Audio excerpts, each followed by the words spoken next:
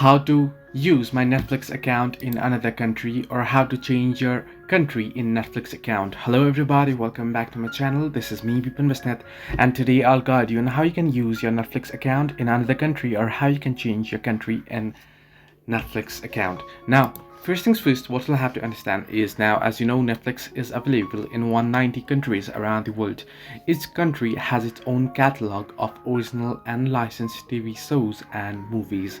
Now, what you'll have to understand is the country on your account can't be changed unless you move to a new one. If you have moved recently, you can see moving with Netflix for details. So I'll just show you out right here.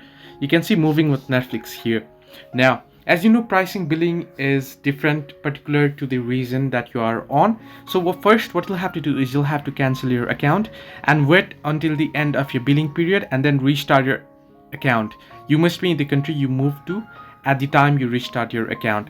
So I'll just show you how you can cancel your account or how you can cancel your membership. You can simply open up Netflix, and once you log in, you want to head over to My Netflix option at the bottom right corner of your screen, and then tap on hamburger icon at the top right corner, and then tap on account option here.